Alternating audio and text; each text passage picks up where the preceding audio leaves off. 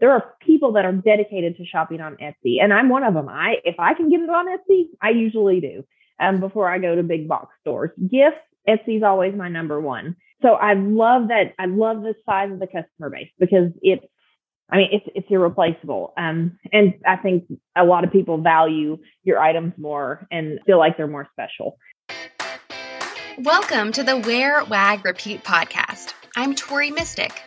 As a dog mom lifestyle expert, blogger, and business owner, I love talking to other women in the pet industry and sharing their advice with you every week.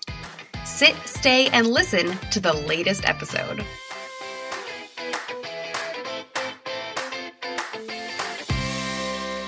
In this episode, I am talking to Candace Meade, the creator of dog accessory brand Duke & Fox. Candace told me how she went from a hobby sewist to selling baby blankets and burp cloths to an Etsy shop selling over 70,000 dog items in just the last 5 years.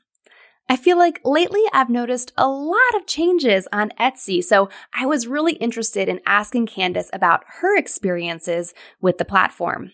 Turns out it's a love-hate relationship, but the love part definitely wins. She said the customer base just can't be beat. That being said, she is working on building up her own website and mentioned some of the SEO efforts she is doing over there. Of course, I couldn't end the interview without asking about her own dogs. From mutts to German shepherds to scotties and a mini poodle, Candace has had quite the fur family. Before I hit play on this episode, though, I want to let you know that membership in the Wear, Wag, Repeat Society is currently open for a limited time. The gates only open a few times per year, so if you are interested in working alongside a supportive community of women petpreneurs to help you grow your business online, click over to wearwagrepeat.com/society. If you join now, you'll be able to get in on the April theme of peer website audits. I am so excited about this. I'm going to help you get some fresh eyes from your key demographic on your website to see how you could possibly improve it. Head over to wearwagrepeat.com/society to join us today. Duke & Fox is owned by Candace Meade, a married mom of 6 kiddos and 2 pups, a mini poodle and a scottie. Her specialty pet company makes personalized embroidered dog collars in stylish and trendy patterns with matching accessories, including laser engraved buckles. Candace was formerly a Spanish teacher who decided to stay home and take care of and raise her babies, and she started sewing as a hobby. Fast forward 5 years, and Duke & Fox is now a top 1% seller on Etsy, has their own website, and employs a team of dog-loving master craft artists who love what they do. They've received awards from the local Chamber of Commerce, been featured in Spoonflower magazine, and sold collars in the Altered State retail stores. Duke & Fox continues to grow as Candace continues to work hard at balancing life as a wife, mom, dog mom, and successful entrepreneur. Welcome, Candace. Hi, how are you? I'm good. I'm so excited to learn all about your business.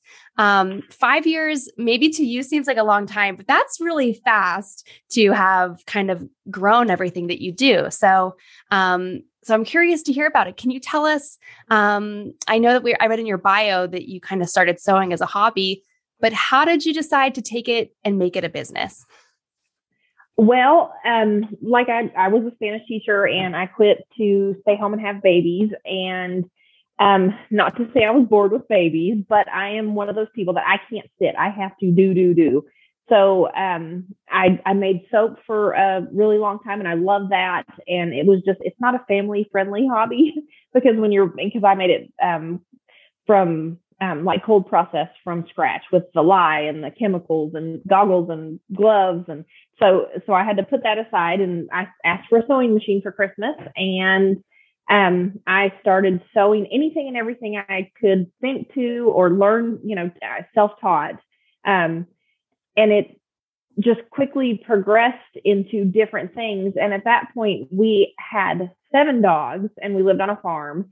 And I just thought, well, dog collars. And so it's funny because I still have them. I keep them and look at them all the time. I'm like, wow, we've progressed a lot. But so I started sewing those. And of course, hobbies get expensive. Thread, you want a bigger, better machine. You want more machines. And so I told my husband I was going to start a little Etsy shop and see if I could at least make money back, or, just because stuff starts piling up and, you can only embroider and sew so many things before you're like, okay, what do I do with this now? So, and before I knew it, the dog collars slowly, and I was doing baby clothes and bibs and burp cloths and baby blankets and baby quilts. And before I knew it, the dog collars just kept coming, and, I'd get requests for different patterns, and I slowly just started replacing baby items with dog items. And then before I knew it, and it's funny because I have a thing for owls. I always have, because my grandmother, and I used to call it Owl So Quilts Company, like a pun, like owl, but after having to explain that to people, I'm like, this is not going to work. So we, and we were definitely gearing towards dog items and the collars. And so we sat down and we tried to, went days and thought about it. Well, we had a Duke and we had a Foxy. And so it's quick, it's easy, it's memorable, it's dogs. So that is how Duke and Fox evolved very quick. But yes, it did happen very quickly. And I had, since we have a lot of kids, I did have somebody helping me clean the house occasionally. Well, before I knew it, I was like, hey, can you help me do this? Hey, can you help me do this? and then I slowly started adding to my team. So it has went really quick. And in hindsight, it's hard to believe how we got from here to here in this short a time. So it's been fun. Yeah.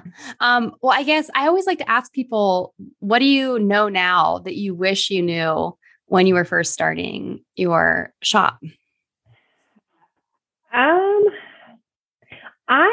wish and I still wish to this day, that I was more organized and I planned better, because I feel like since I've started this business and since it's gone so quickly, that I feel like we are constantly operating backwards. I mean, from everything to taxes to the legal paperwork. And I just feel like everything is always an afterthought because you're learning as you go. So, I've spoke with lawyers and I've, went to the courthouse, and it seems like so many people don't know. The people that should know don't know.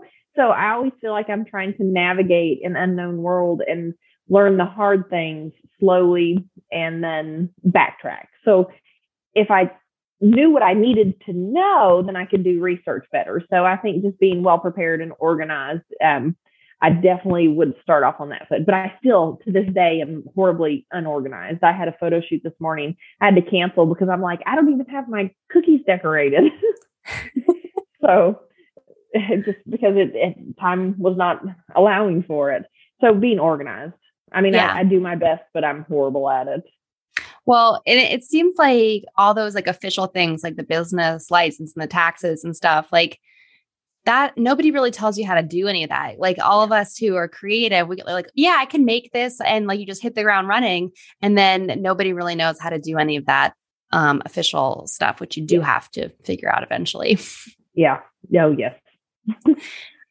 So you've been selling on Etsy for a while, starting with the baby stuff and the quilts, and then now 100% all dog stuff. What do you like about being on Etsy?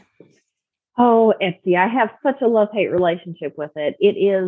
I love it because they have an amazing, irreplaceable customer base. They have their own customer base that you cannot get anywhere else.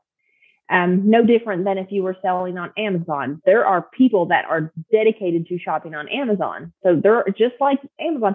There are people that are dedicated to shopping on Etsy. And I'm one of them. If I can get it on Etsy, I usually do. Before I go to big box stores. Gifts, Etsy's always my number one. So I love that. I love the size of the customer base because I mean, it's irreplaceable. And I think a lot of people value your items more and feel like they're more special. So that is number one. That is, you can't replace it. The next thing is their fees. Sorry. That's okay. Their fees are, people think they're high, but they're actually really, really reasonable compared to other places. So that is nice. Another great thing is whatever your niche is or your niche, whatever it is, you can do well with it on Etsy. I mean, there are some, I have seen some really, really weird, strange things. And I try not to even click on it because then it like starts to show in your feed. Like there's this one, it looks like a blobfish with little arms. And then I clicked on that store. They had a whole, like they had baby dolls, but they look like old men. I mean, just but there's a market for that on Etsy. So whatever your niche or your niche is, I mean, you can, it's Etsy. Yeah, you can get as specific as you want. I was watching Yellowstone and just like I saw someone wearing a Yellowstone shirt or hat or something. And I started looking on Etsy and there's like a lot of products just about Yellowstone. Yeah. Another great thing is when, like, if you start your own website and somebody searches for a dog collar, if your website's not going to show up on the first few pages. But if you're on Etsy, Etsy's going to show up at the top. So as far as like Google ranking, Etsy puts you in there, even though, your site may not be, but since you're on Etsy, you're going to show up. Does that make sense? Mm-hmm. So if somebody's searching for something, they're more likely to find you through Etsy because Etsy's at the very top than they would through your own website. Yeah. So yeah. Even if people aren't searching on Etsy, when they Google something, Etsy comes up. Yes. So if you Google something specific, Etsy's likely going to be at the top, up there with Amazon, and I don't even know who else comes up higher. But yeah, so that automatically throws you up there. A better chance of being seen just because you're on Etsy. And then it's easy to use. It's very user friendly. It's easy to fill out. I don't think I've ever gotten horribly confused with anything that they've offered because it's, you load your pictures, you click here, you write your description, and it's done. So it is a user friendly platform, especially for beginners. Yeah. What about, cause I heard you say that, there's love-hate with Etsy. And it seems like a lot of things have changed on there in the last couple of years. And there's a lot more items that don't appear to be handmade now. And so how is that kind of impacting you as a maker? That kills me. That is the two things that absolutely drive me nuts and infuriate me is one, the resellers, and two, the people that deal with trademarks. One, the reselling, if people could buy a dog collar from me for $35 that's handmade, we have staff and, we employ people and, we're a small business. So we contribute to the community. We work hard. We follow the rules and we make everything. And so to come in and somebody can sell the same thing and they're just reselling it for, $15 and it's still cute. I think some people know and say, no, I'm going to do this. But, most people are just going to buy the cute $15 one because, it's however much cheaper. So, of course, that hurts us. And the problem with that is you can report listings. And I have myself reported a few listings because I'm like, how is this even allowed? It's not allowed. People just keep, getting under the wire. I've seen stores close and then they turn around and open back up. And, so I think they have a hard time dealing with it as well. But there's one seller I know in particular, and she constantly resells stuff. And the picture of the item was from a website where you purchase wholesale from. So I don't, and so of course I reported it. And it's really hard for me because I want to have this attitude, me worry about me, let them do their own thing. It'll catch up with them. But at the same time, I have to make a choice. What they're doing is wrong, and they're going to continue to do it if nobody says, hey, what you're doing is wrong. So I make the choice to do the right thing and say, hey, I have a whole staff of people that rely on us for work and a paycheck. And, this is what pays our bills. We have 6 kids. We have a house, a mortgage, cars. We have our own bills and we have to worry about too. And it's very crappy to get undercut by people that aren't following the rules. So that is one thing I absolutely hate, that I think Etsy could do a better job at doing it. I really, really do. And I think they could do a better job at dealing with the resellers. And then too, if people just know, hey, that is not handmade, and you can report it, and then maybe they would say, oh, there's people aren't wanting to deal with this. Because when you go to Etsy, and I've seen it before, people want to go buy something handmade and personal and special, but then they realize that this was not what I expected. So there are bad sellers out there, and I know they have a hard time keeping up with it. So yeah. that is not fun. And then my other pet peeve, aggravation with Etsy is trademarking. Like, I would love to make Star Wars collars and Harry Potter collars and, all these, but it's not my creation. So I can go buy the fabric at the store and I can make something with it for myself, but it's not available to be resold. And by doing that, if I had a Harry Potter collar, I would say Harry Potter collar in the description, obviously. Well, you are profiting off of somebody else's name, off of somebody else's creation. And so, of course, if I sold Harry Potter collars, it would bump us up to the top because that's what everybody would be coming for. But it would get our shop shut down eventually because Disney does go after people with trademarks. So it does bother me that so many people get away with not following, that apple spoils a bunch. We work hard. We try our best to be honest, and it is hard to see so many people that take advantage of it and don't follow the rules. I think that's frustrating in a lot of different industries too. Like, I do a lot of influencer stuff and I work really hard to follow all the rules, but then you see people who don't, and you feel like they're getting ahead of you, but they're not doing it the right way. So it is frustrating, I think, in a lot of ways.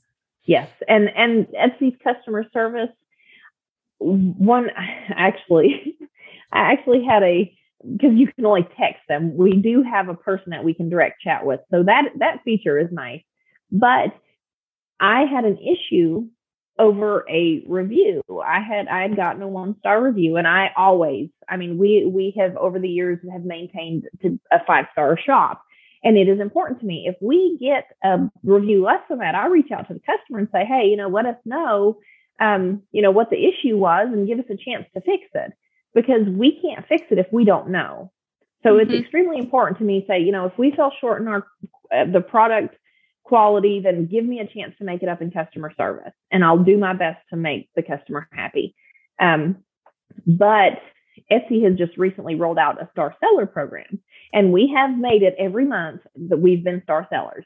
And this month I'm sort of dangling, in that, because you have to have pretty high percentage rates, actually extremely high percentage rates to be a star seller.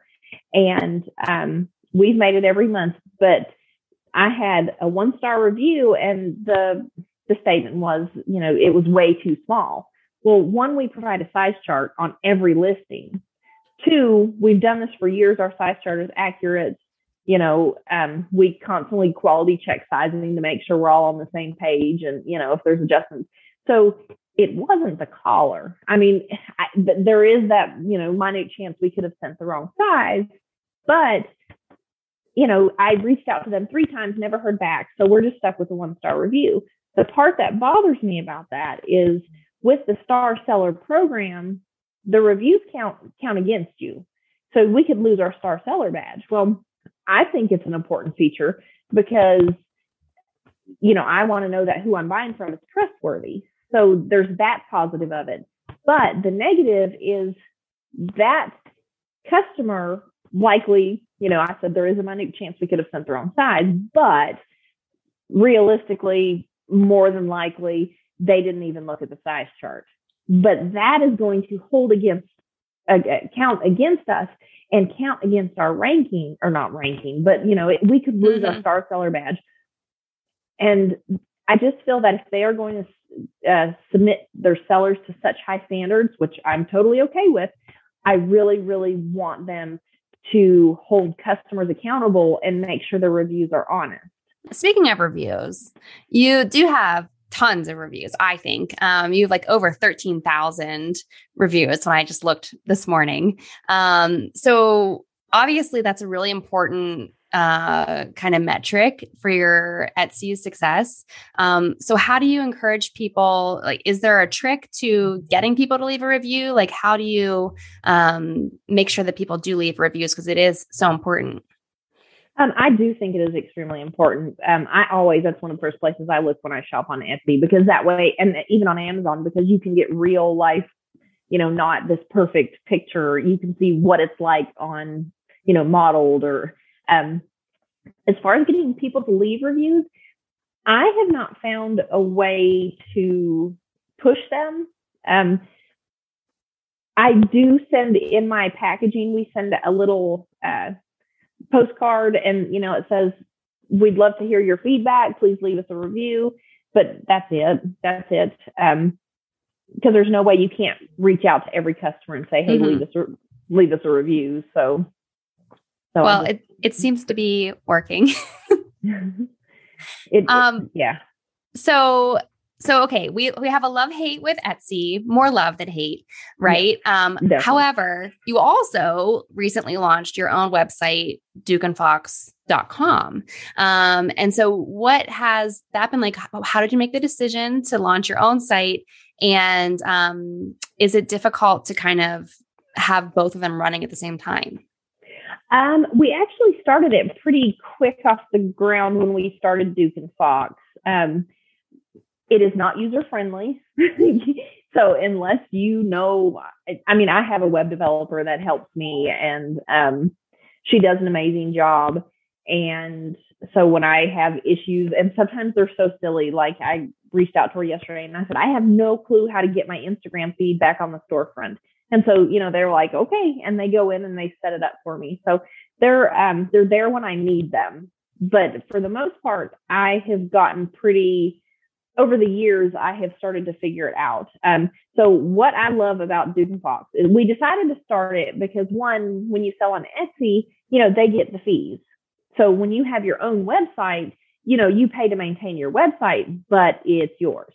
Mm-hmm. So and you're not paying a fee on every item. You're just kind of paying to have the site up. Yes, correct. And, it's your site, your rules. As much as I love Etsy, they're also like a big boss.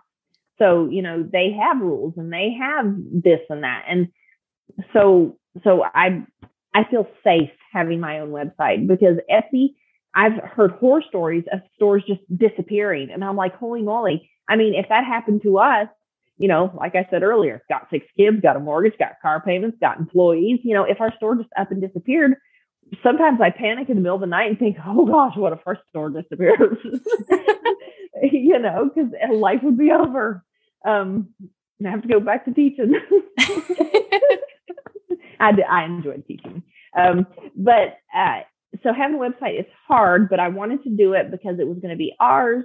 We didn't have that boss. I could do what I wanted, the fees. But it is hard. It is hard because it's not user-friendly like Etsy. You don't have that customer base. You don't have a customer base.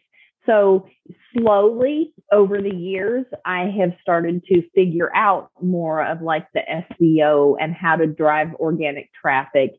And I've worked with people and, made improvements. And I just recently worked with somebody, and just from last year to this year on our site, our sales have increased 52%.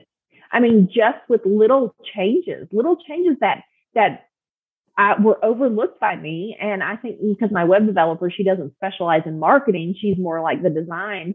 And so she never thought to say, hey, you really need to do this or you need to do that. And it was just things that like adding text to your images, something so minute. Most people think, oh, well, I don't need to do that. And they skip over it. But that's a chance for more words to be plugged into your site to show up in searches. So it is hard, but it is a lot more rewarding. And like I said, it's been a learning process. Yeah. But it's been worth it. Definitely worth it.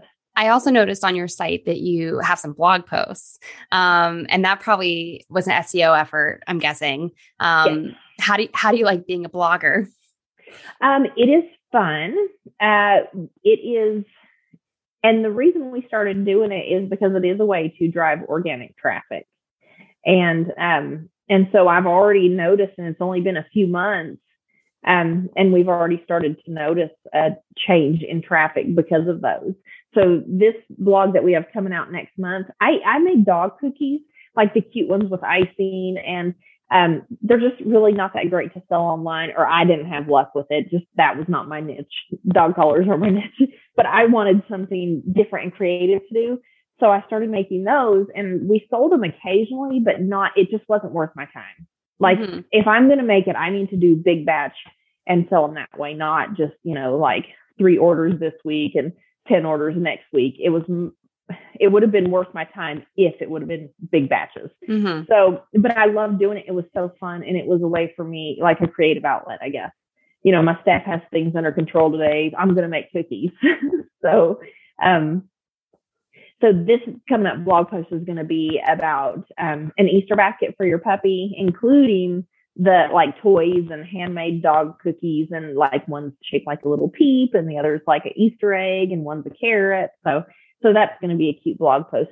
But it's things like that. The blog post, even though it's about like an Easter basket for dogs, it will still include all the important things like dog cookies. So when somebody searches, how do you make dog cookies? Ours will show up eventually after some, tuning and ranking. And but it is a way to drive traffic to your website through the words, essentially. So I've been excited about it, and it's been fun and just another creative outlet for us. Yeah. Well, I love blogging, and I also love making pretty dog treats. So I can't wait to see your post. I'll definitely have to make them for Easter. Before we wrap it up, I want to ask you about your dogs, because I asked you if your 2 dogs that you have now are Duke and Fox, but they're not. Duke and Fox were your previous dogs. What did you say? You had like 11 dogs or something at one time? We had 7. 7. We had 7 dogs. Yeah. So that's a lot. Yeah. Yeah. So now you have a poodle and a Scottie, and they're Thea and Shelby. So if you could tell us how they came into your life. Well, I'll start quickly, but from the 7 dogs, I had 2. I had a Scottish Terrier, and I had Izzy, who was my mutt. We're not sure what she was. She was just a scruffy, perfect little dog, well behaved. And then my husband had 2 German Shepherds and a mutt that just showed up at the farm, and that was Duke. He was very anxious and jumpy, and if you touched his butt, he would turn around and snap at you because he was just chicken. Would never bite. But and Foxy was one of the German Shepherds, and then somehow I ended up. I think my brother got sick, and my parents needed me to dog sit for their 2 Scotties, and then we ended up keeping them. So at that point we had 3, 4, 5. Yeah, then we had 7 dogs. Over time, age, because they were already. I think the Shepherds were 14.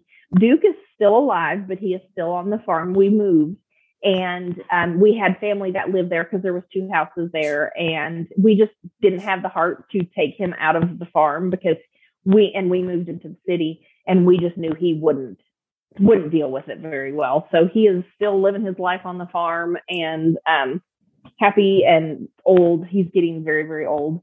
And so then we had Izzy. That's who we were left with, our little scruffy mutt, because everybody else over time had passed away. And most of it was due to old age. And Izzy was 12 and she died in October, and we knew she was going to pass away because she was getting old and she was really struggling with diabetes and some other health issues. And so we had planned on getting a Scottish Terrier. I love the breed. And we were on a waiting list for over a year, and the puppy we were supposed to get didn't happen. I think they thought she wasn't pregnant, so we didn't end up with a puppy. So it was going to be a lot longer. And we really wanted another dog. And our family, I think, needed one to help adjust because we knew that we were going to lose her. And so we got Shelby, our poodle, because the Scottish Terrier didn't come through. And then Izzy did pass away, and Shelby was lonely. And then we got a call about a Scottish Terrier. So we took her. So we absolutely adore them. The kids adore them. They're so smart. I've never had poodles before, and it floors me how intelligent they are, but they're fun and smart and finally potty trained. Is she a standard poodle or mini? A mini poodle. Okay. A mini poodle. So, and she's little, so she's like 10 pounds, and she's red and she's adorable, but she's also my husband's dog. When he's not here, she goes and sleeps in his closet. So she is 100% his dog. The scotties. That's so funny because your husband had the German Shepherds, and now he's got this little mini poodle. Yeah. Oh yeah. Oh yeah. And he absolutely adores her. I love it. Well, it's been so awesome learning about your dogs and your life and everything that you do and Etsy's. Thank you for kind of giving us the behind the scenes look from a #1 seller. So tell everyone what's the best way to find Duke and Fox and the best way to find your Etsy shop? Duke and Fox is just dukeandfox.com. So super easy, memorable. I know, like, if you search embroidered dog collars, we usually show up at the top now, finally, after years of work and, finally showing up there, which is exciting. We also just launched our Amazon store, and we're still working on it, still building it, still lots of hiccups, but we're getting there. And then on Etsy, you can just search Duke and Fox, and we will pop right up there. So, yeah. And I mean, we're happy from the business work, regardless where it's from. But of course, we prefer from our own website because that's all us. Well, everyone click over. Her stuff is really cute. And it's perfect time to refresh your dog's collar wardrobe now. So thank you, Candace, so much for being a guest. Thank you for having me. What did you like most about this episode? Find me on Instagram @TeamMystic and let me know what intrigued you or what questions you have about starting or growing your own dog-inspired business. You can also screenshot this episode and tag me in your stories. I love to see who is listening out there. Some of the best conversations happen after the episode, right? So track me down over on Instagram or join the Wear, Wag, Repeat Labs Facebook group to connect with other dog-obsessed entrepreneurs. And as always, you can find all the links and resources discussed in this episode at wearwagrepeat.com/podcast. See you back here next week.